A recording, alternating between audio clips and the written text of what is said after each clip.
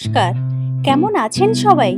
আবাসে ঘরকনের একটি ব্লগে সবাইকে স্বাগত জানাই।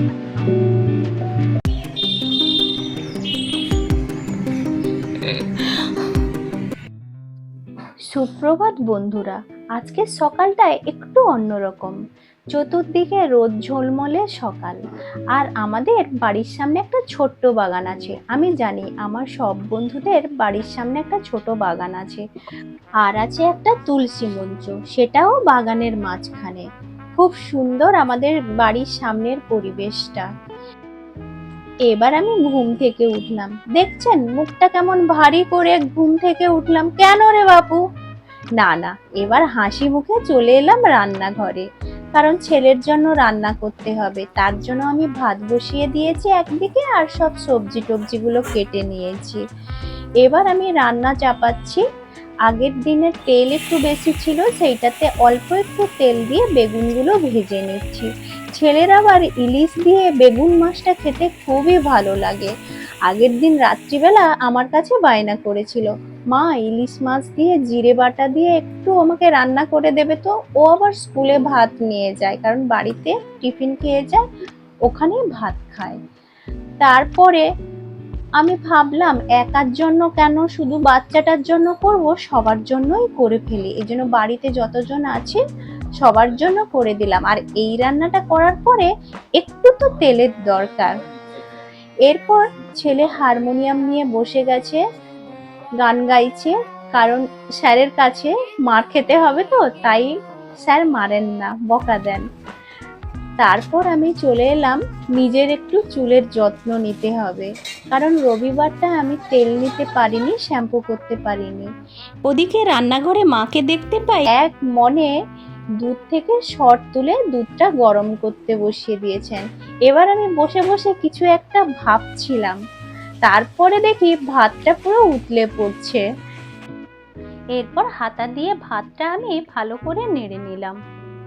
জানেন তো, আমাদের না উনুনে রান্না হয়, দিনের বেলাটা উনুনেই রান্না হয়। এবার ভাত হয়ে গেছে, আমি ফ্যানটা গেলে নিলাম। তার উপর জানেন তো, সারা সপ্তাহ আমি ব্যস্ত থাকি, কারণ আমার একটা দোকান আছে, দোকানে সকাল বিকেল যেতে হয়। দুটো মশারি কয়েকদিন পড়ে আছে, কাচাই হচ্ছে না। তার উপর আবার এই যে বৃষ্টিকাল, বৃষ্টিকালেই তো সারাক্ষণ বৃষ্টি হচ্ছে। আজকে কিন্তু খুব সুন্দর রোদ ঝলমলে আকাশ। তারপর মশারি নিয়ে এত আমি হিমশিম খাচ্ছি যে মশারিটা কোনো মতেই আমি টাঙাতে পারছি না, যেন আমি প্রতিযোগিতা শুরু করেছি। আর জানেন তো, সকালের দিকে বৃষ্টি ছিল, কিন্তু এখন একদম রোদ ঝলমলে। আমার মশারিগুলো ঠিক শুকিয়ে যাবে। আর চতুর্দিকে এই বর্ষাকালে এত সবুজ আর সবুজ, তার সাথে আমার মশারি আর শাড়ি পুরো সবুজ আর সবুজ। আমার বাড়ির নামটা নিশ্চয়ই তোমরা জেনে গেলে। এরপর আমি বাঁশটা তুলে দিচ্ছি বহু কষ্টে, আর এত বাতাস তো ক্লিপ না লাগালে কোনো মতেই হচ্ছিল না। এরপর আমি বাড়ির দিকে চলে আসছি, একটা বড় কাজ শেষ হলো। এবার আমি ছাদে চলে যাচ্ছি। ঘরগুলো কয়েকদিন ধরে ভাবছি মুছবো, কিন্তু মুছে উঠতে পারছিলাম না। তারপর আমি ঘরের চাবিগুলো, আমাদের ছাদটা জানেন তো সারাক্ষণ এমনিই বন্ধ হয়ে পড়ে থাকে, মাঝে মধ্যে যাই ঘরটা পরিষ্কার করি, চলে আসি, কারণ বাবা মা নিচে থাকেন আর আমিও নিচে থাকি। যখন কাকুরা আসে বা কোনো কুটুম বন্ধু আসে, তখন ছাদের ঘরগুলো খোলা হয়। আর এ ঘরটা তো পুরো গুদাম ঘরের মতোই পড়ে আছে, টিভি খারাপ হয়েছে ওখানেই আছে, যা কিছু জিনিস সব এগুলো হচ্ছে ছেলের কিছু হাতের তৈরি কাজগুলো, সব শোকেসে লাগানো আছে, কোনোদিন আর সে দেখে না, যেই বানিয়ে রেখে দিয়ে এসছে। বারান্দার দিকে গেছিলাম, এত বানর, চতুর্দিকে জাল দিয়ে বাবা ঘিরে রেখেছে। দেখলাম কিছুই হয়নি, কারণ অনেক সময় কি করে ওরা জালটাকে ছিঁড়ে দেয়। কয়েকদিন ওই বাবুদের কই আর দেখতে পাচ্ছি না। আসে 7-8টা একসঙ্গে আসে, আর বৃষ্টিটা হচ্ছে তো তাই ওরা অন্য কোথাও চলে গেছে। এলে ওদের দেখি কোনো কোনোটার কোলে একটা করে ছোট ছোট ছানা ঝুলে থাকে, বেশ দেখতে খুব ভালো লাগে। আমি তো অনেক সময় দাঁড়িয়ে দাঁড়িয়ে দেখি কে কার গা চুলকে দিচ্ছে, কত রকমের তাদের কাজ। এরপর আমি ঘরগুলো সব ঝাড় দিয়ে এবার মোছা শুরু করলাম।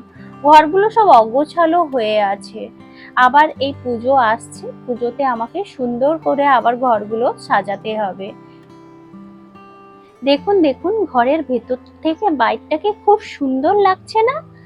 এটা হচ্ছে আমার ঠাকুর ঘর। উপরে বসে আছেন দাদু ঠাকুমারা, আর এই যে নিচে ঠাকুর ঘর, আমার গোপাল আছে এখানে। এবার এটা হচ্ছে ছেলের পড়ার ঘর। এ ঘরটা ওই স্যারেরা এলে খোলা হয়, না হলে এও তালা দিয়ে পড়ে থাকে। তাও ভালো, সপ্তাহে কয়েকটা দিন তো এটা খোলা হচ্ছে। এবার আমি মুছে নিচ্ছি। মুছতে মুছতে হঠাৎ আমার মনে পড়লো নিচে ফিনাইলটা শেষ হয়ে গেছে, একটা নিয়ে যেতে হবে। তারপর ওই শোকেস টোকেস সব টেনে টুনে পরিষ্কার করলাম। যেদিন করব ভালো করে আমাকে পরিষ্কারটা করতে হবে, সে যত সময় লাগুক না কেন। আর আজকে জানেন তো, রান্নাটাও তাড়াতাড়ি শেষ করে দিয়েছি। বাসনগুলো মা নিয়ে যেতে মনে নেই ঠাকুরের। আর কয়েকদিন কাপড় একটা ছিঁড়ে গেছে, নেব নেব বলে আর বের করা হচ্ছে না। সুযোগ পেয়েছি, ছাদে আছে যখন একটা নিয়ে নিলাম। কালারটা কেমন হয়েছে অবশ্যই আমাকে বলবেন। ঠাকুর মন্দিরে একটা ছোট থান দরকার, সেটাও আমি নিয়ে নিলাম।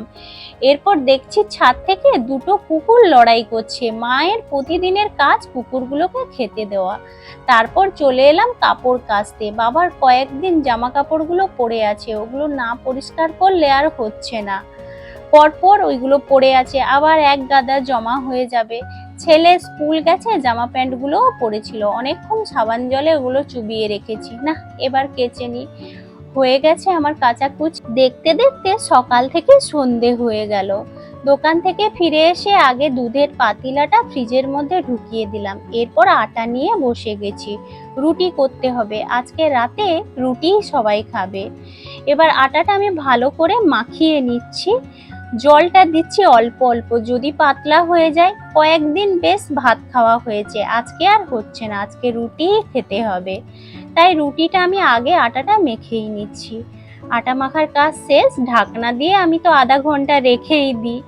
এরপর রুটিগুলো আমি বেলে নিচ্ছি। আজকে মায়ের আবদার, রুটি খাবেন না, করো না দুটো পরোটা।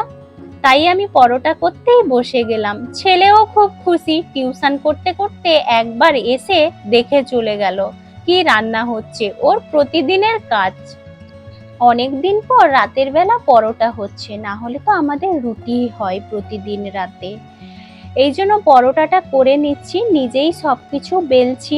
জানি না অনেকদিন পর বেলছি কেমন হবে কি জানি, কিন্তু রুটির গোল গোলটা আমি কিন্তু সুন্দরই করতে পারি। তো বন্ধুরা, আমার রান্না প্রায় শেষের দিকে। আজকের এই ব্লগ ভিডিওটা কেমন লাগলো অবশ্যই আমাকে কমেন্ট করবে, আর অবশ্যই আমার চ্যানেলটাকে সাবস্ক্রাইব করে দেবে। ভালো থাকো, সুস্থ থাকো, ধন্যবাদ। দেখা হচ্ছে পরের ভিডিওতে।